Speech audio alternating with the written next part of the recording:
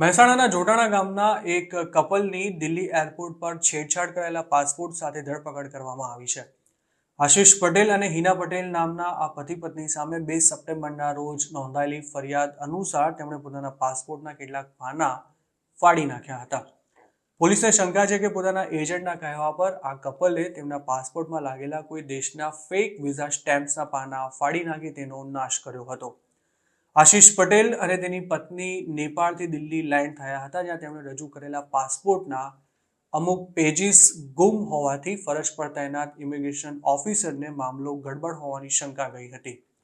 આ મામલે વધુ તપાસ કરતા જાણવા મળ્યું હતું કે તેમના પાસપોર્ટના પાના નંબર 4, 6 અને 8 ફાડી નાખવામાં આવ્યા હતા અને આ જ પાના પર વિઝા સ્ટેમ્પ્સ પણ લાગેલા હતા.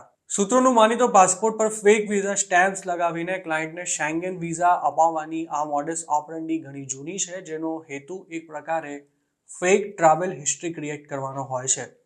જોકે શેંગેન વિઝા મળી ગયા બાદ પેસેન્જર યુરોપમાં હોલ્ડ કરી સીધા મેક્સિકો પહોંચતા હોય છે અને ત્યાં યુરોપના વિઝા પર મેક્સિકોના વિઝા ઓન અરાઇવલ મેળવવા પ્રયાસ કરતા હોય છે.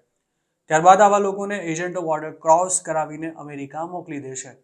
પરંતુ મેક્સિકોએ હાલના દિવસોમાં યુરોપ કે પછી બીજી કોઈ કન્ટ્રીમાંથી આવતા ઇન્ડિયન્સને વિઝા ઓન અરાઇવલ આપવાનું લગભગ બંધ કરી દીધું છે.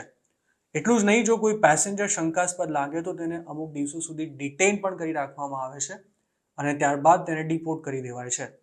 મેક્સિકો સ્થિત ઇન્ડિયન એમ્બસીએ પણ હાલમાં જ એક ટ્રાવેલ એડવાઇઝરી જાહેર કરતા ઘણા ઇન્ડિયન્સને મેક્સિકોથી પરત મોકલાયા હોવાનું જણાવ્યું હતું. દિલ્હી એરપોર્ટ પર પકડાયેલા મહેસાણાના કપલના કેસમાં શક્ય છે કે તેમને મોકલનારા એજન્ટને પોતાના પેસેન્જર્સ પકડાઈ જશે તેવી શંકા જતા તેમને નેપાળથી જ પરત બોલાવી લેવામાં આવ્યા હોય કે પછી નેપાળથી તેમને દિલ્હી ડિપોર્ટ કરાયા હોય.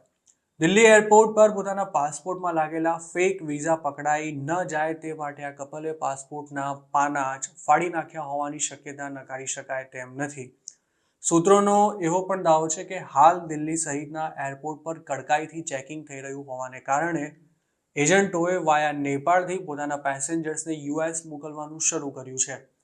આ લાઇનમાં મોટેભાગે સીમેન વિઝા પર ગુજરાતીઓને નેપાળથી વાયા યુરોપ કે પછી બીજી કોઈ રીતે સાઉથ અમેરિકાના દેશમાં મોકલવામાં આવે છે અને ત્યાંથી તેમને મેક્સિકો પહોંચાડાય છે.